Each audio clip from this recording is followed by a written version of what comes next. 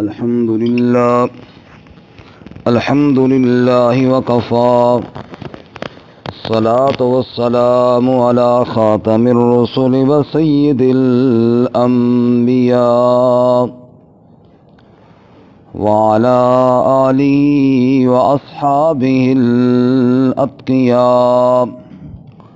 أما بعد فأعوذ بالله من الشيطان الرجيم.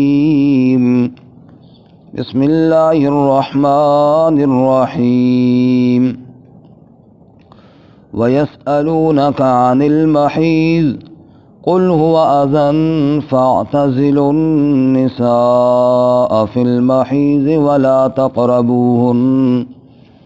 ولا تقربوهن حتى يطهرن فإذا تطهرن فأتوهن من حيث أمركم الله إن الله يحب التوابين ويحب المتطهرين. نساؤكم حرث لكم فأتوا حرثكم أنى شئتم وقدموا لأنفسكم واتقوا الله واعلموا أنكم ملاقوه وبشر المؤمنين.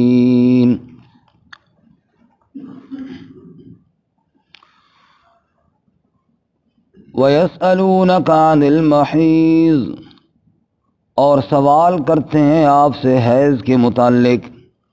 قُلْ هُوَ أَذًى، آپ فرما دیجئے وہ گندگی ہے. فَاعْتَزِلُوا النِّسَاءَ فِي الْمَحِيضِ، پس الگ رہو عورتوں سے ایام حیض میں. وَلَا تَقْرَبُوهُنَّ، اور مت قریب جاؤ ان کے. حَتَّى يَطْهُرْنَ، یہاں تک کہ وہ پاک ہو جائیں. فَإِذَا تَطَهَّرْنَ، پس جب خوب پاک ہو جائیں وہ. فَأْتُوهُنَّ، پس جاؤ ان کو. مِنْ حَيْثُ أَمَرَكُمُ اللَّهُ، جہاں سے حکم دیا تمہیں اللہ تعالیٰ نے. إِنَّ اللَّهَ يُحِبُّ التَّوَّابِينَ، بے شک اللہ تعالیٰ محبت کرتے ہیں توبہ کرنے والوں سے. وَيُحِبُّ الْمُتَطَهِّرِينَ، اور محبت کرتے ہیں پاک رہنے والوں سے. نساؤکم حرث لکم، تمہاری عورتیں تمہاری کھیتی ہیں. فأتوا حرثکم، پس جاؤ اپنی کھیتی کو. انا شئتم، جیسے چاہو تم. وقدموا لانفسکم، اور آگے بھیجو اپنی جانوں کے لیے. واتقوا اللہ، اور ڈرو اللہ تعالیٰ سے. وَاعْلَمُوا، اور جان لو. أَنَّكُمْ مُلَاقُوهُ، بے شک تم اس سے ملنے والے ہو. وَبَشِّرِ الْمُؤْمِنِينَ، اور بشارت دے دیجئے ایمان والوں کو. سبحان ربک رب العزت عما یصفون وسلام علی المرسلین والحمد للہ رب العالمین. اللهم صل على محمد وعلى آل محمد كما صليت على إبراهيم وعلى آل إبراهيم إنك حميد مجيد. اللهم بارك على محمد وعلى آل محمد كما باركت على إبراهيم وعلى آل إبراهيم انک حمید مجید. معزز سامعین، سورۃ البقرہ کا 28واں رکوع آیت نمبر 222 اور 223 آپ کے سامنے تلاوت کی ہیں. اللہ رب العزت ان کے مطابق صحیح بیان کی توفیق عطا فرمائیں اور ہمیں قرآن و سنت پر عمل کرنے کی توفیق عطا فرمائیں. معاشرے کی اصلاح کے لیے چند قوانین اللہ رب العزت نے سورۃ البقرہ میں بیان فرمائے. گزشتہ سبق میں آپ حضرات نے مشرکہ عورتوں اور مردوں سے نکاح کی ممانعت کا حکم سنا.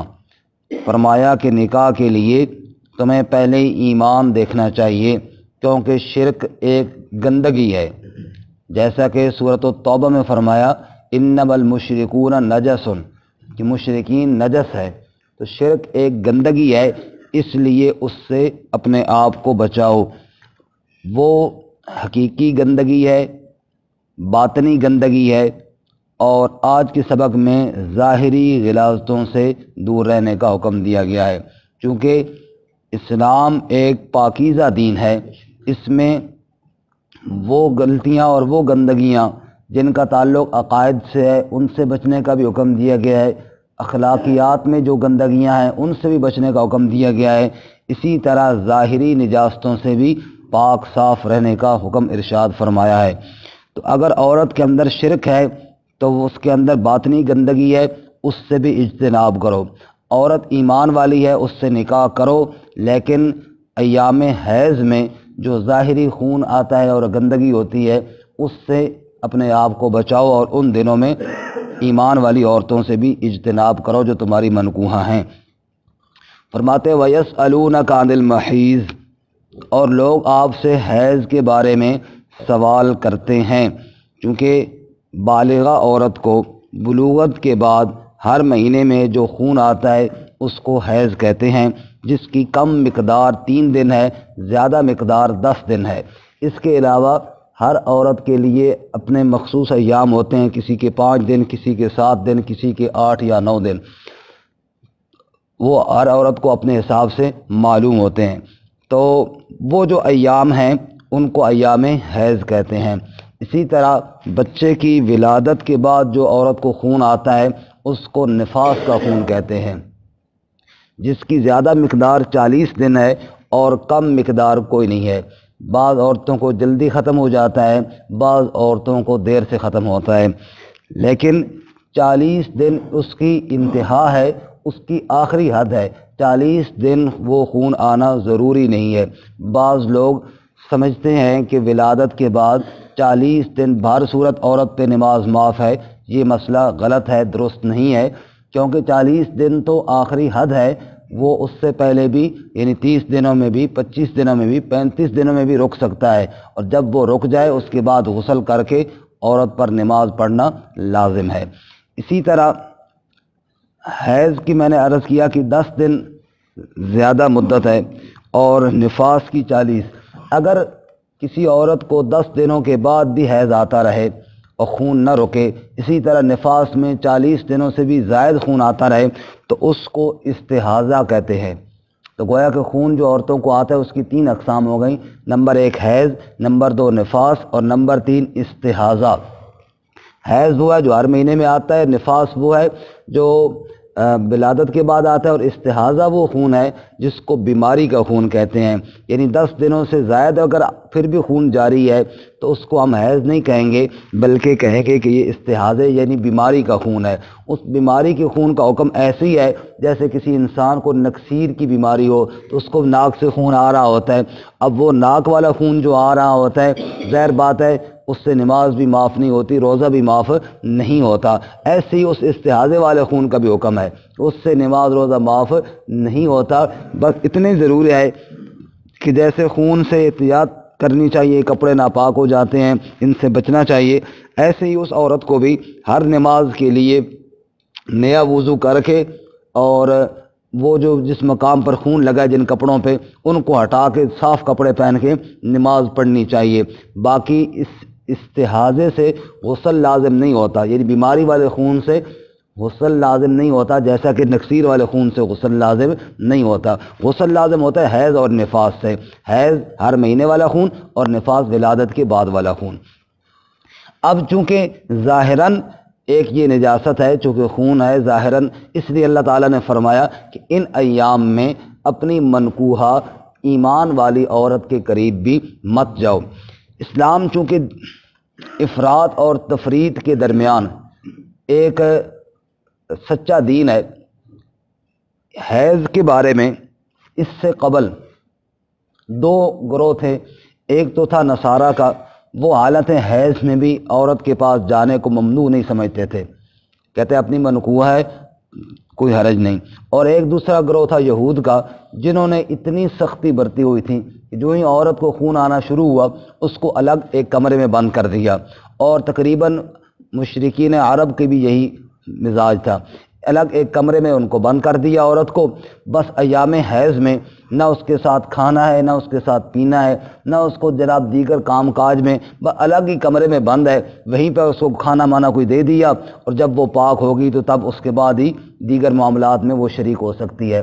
اسلام نے بتایا کہ نہیں، اتنی سختی نہیں ہے، عورت کو ہم بستری سے دور رکھیں، باقی دیگر معاملات میں وہ جائز ہے، کھانا بنا سکتی ہے، گھر کے دیگر کام کر سکتی ہے، سو سکتی ہے ساتھ، صرف ہم بستری کرنا وہ منع ہے۔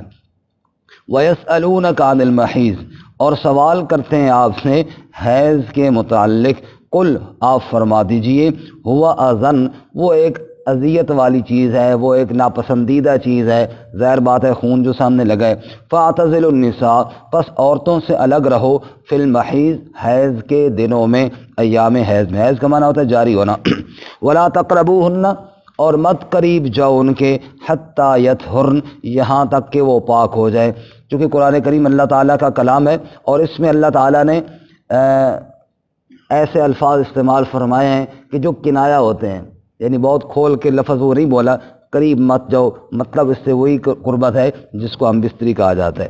فرمایا کہ مت قریب جاؤ ان کے، حتیٰ یطہرن، یہاں تک کہ وہ پاک ہو جائے، یعنی اس کا مطلب یہ نہیں ہے کہ قریب جانے کا مطلب بالکل قریب ہی رہ جاؤ، وہ جو جیسے جو ہلا کرتے تھے کہ دوسرے کمرے میں بند کر دیتے، وہ حکم نہیں ہے۔ خود سیدہ عائشہ صدیقہ رضی اللہ تعالیٰ عنہ ارشاد فرماتی ہیں، رسول اللہ صلی اللہ علیہ وسلم نے، ہی بھی اللہ تعالیٰ کی نعمت ہے نا کہ ازواج مطہرات نے گھر کا دین بیان کیا، ورنہ کیسے پتہ چلتا۔ سیدہ عائشہ فرماتی ہے رسول اللہ صلی اللہ علیہ وسلم نے مجھے لیٹنے کا حکم ارشاد فرمایا، تو میں نے عرض کیا یا رسول اللہ میں تو حیض سے ہوں، تو آپ نے فرمایا تو کیا ہوا؟ اس سے معلوم ہوا کہ جماع منع ہے، ہم بستری منع ہے، لیٹنا اور قربت منع نہیں ہے، اور قرآن کریم کی وہی تفسیر بہتر ہے جو احادیث میں جناب رسول اللہ صلی اللہ علیہ وسلم سے منقول ہے۔ فَإِذَا تَطَهَّرْنَ،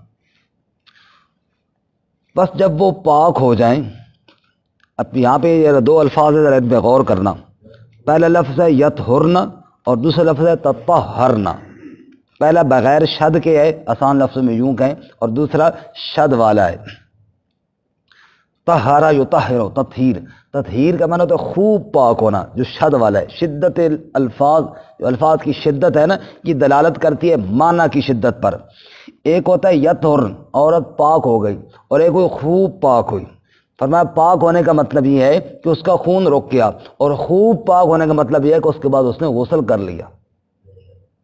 خوب پاک ہونے کا مطلب کیا ہے؟ اس کے بعد اس نے غسل کر لیا۔ فَإِذَا تَطَهَّرْنَ، پس جب وہ خوب پاک ہو جائے، یعنی غسل حیض بھی کر لے، فَأْتُوهُنَّ، پھر جاؤ ان کے پاس، مِنْ حَيْثُ أَمَرَكُمُ اللَّهُ، جیسا کہ جہاں سے تمہیں اللہ نے حکم دیا ہے۔ یہاں پہ اشارتاً اللہ تعالیٰ نے دوسرا مسئلہ بیان کر دیا کہ جماع کا خاص مقام ہے اور اسی مقام پر ہی کرنا چاہیے، اور جیسا کہ آج کل اس دور میں مغرب والوں کی لوگ ہر بات میں تقلید کرتے ہیں کہ وہ عورت کو جس طرح مرضی استعمال کریں، فرمایا وہ بات نہیں ہے، جہاں سے تمہیں اللہ نے حکم دیا ہے صرف اسی راستے سے تم استعمال کرو۔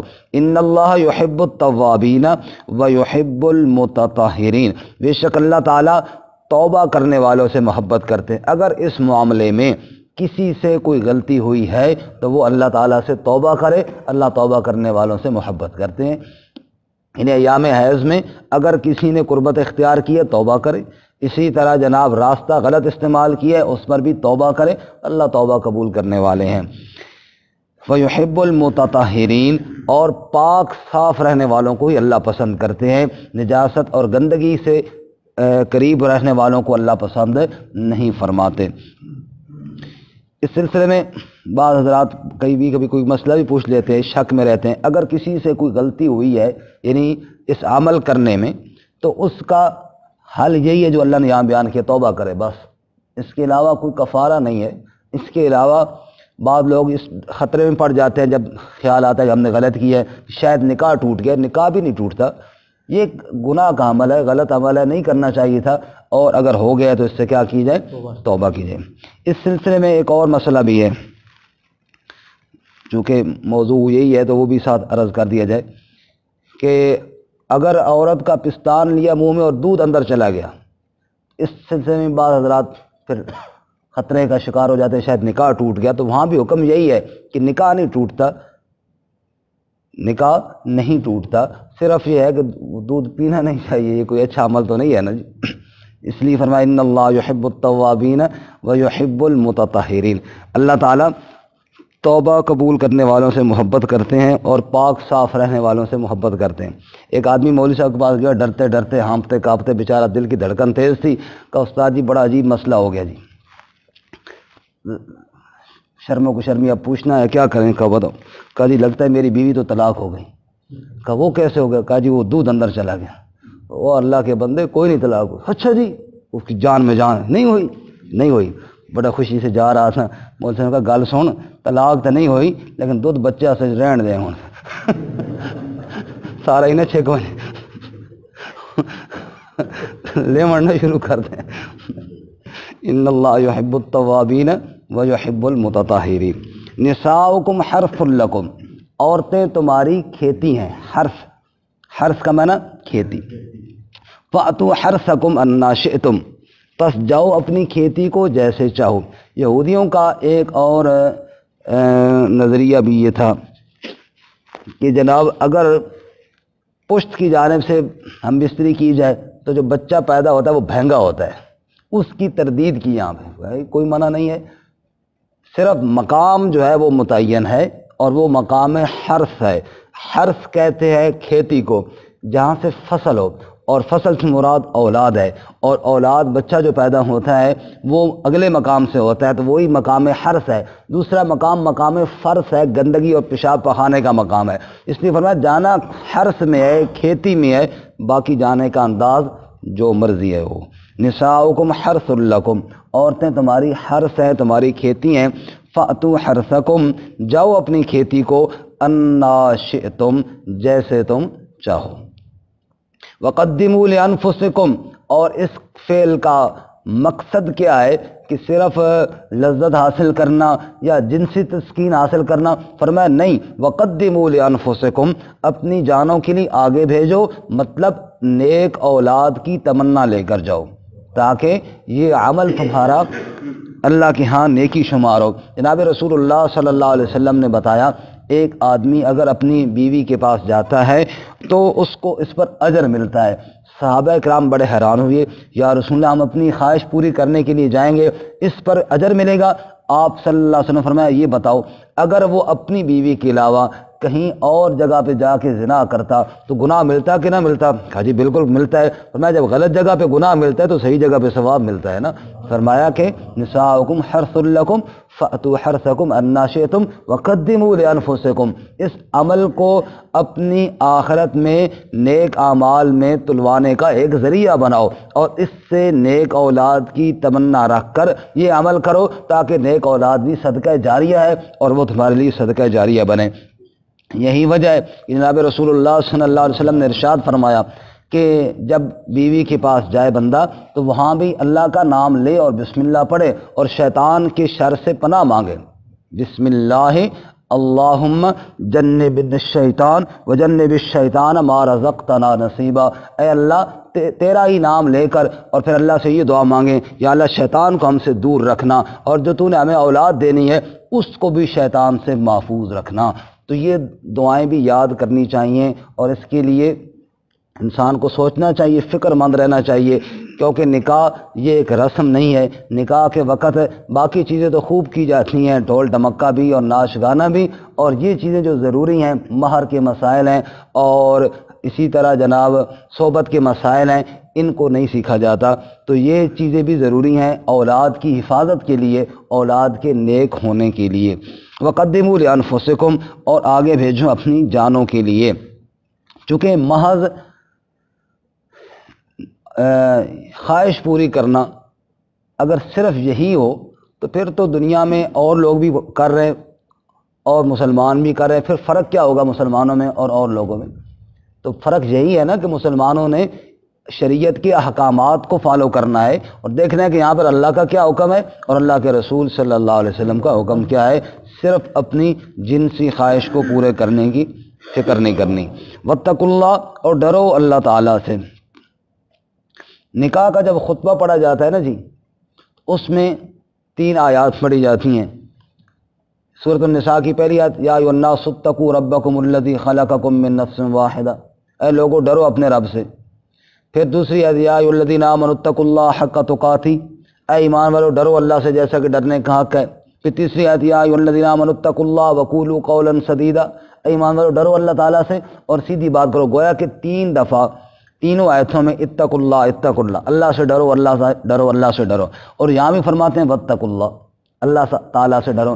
چونکہ یہ جو نکاح کا معاملہ ہے اور میاں بیوی کا جو رشتہ ہے، اس میں کئی انسان سے غلطیاں ہو جاتی ہیں، حقوق میں غلطیاں ہو جاتی ہیں، فرائض میں غلطیاں ہو جاتی ہیں، اعمال میں غلطیاں ہو جاتی ہیں۔ اس لیے اللہ کا تقوی اور اللہ کا ڈر ہونا کیا ہے جی؟ ضروری ہے۔ اتقوا اللہ، اللہ تعالیٰ سے ڈرو۔ وَاعْلَمُوا، اور جان لو، انکم ملاقوہ، بے شک تم اس سے ملنے والے ہو۔ صرف دنیا کی زندگی تو نہیں ہے نا جی کہ جہاں مرضی جیسے مرضی خواہشات کی تکمیل کی جائے۔ فرمایا کہ نہیں، اللہ سے ڈرو اور اللہ یہ بھی جانو کہ تم نے اللہ سے عنقریب ملاقات بھی کرنی ہے۔ دیکھیں جی، اللہ تعالیٰ نے انسان کی ضروریات کا خیال رکھا ہے۔ انسان کو کھانے پینے کی ضرورت ہے، اللہ تعالیٰ نے ہر وقت بھوکا رہنے کا حکم نہیں دیا کھانے پینے کا، صرف یہ کہا کہ حرام مت کھاؤ۔ انسان کو جس جنسی تسکین کی ضرورت ہے، اللہ تعالیٰ نے اس کو بھی جائز قرار دیا۔ صرف یہ پابندیاں، ایام حیض میں دور رہو، ایام نفاس میں دور رہو، اور جس طریقے سے اللہ تعالیٰ نے حکم دیا ہے اسی طریقے پر کاربند رہو۔ تو فرمایا کہ منع نہیں قرار دیا، لیکن اس پر پابندیاں لگائی ہیں۔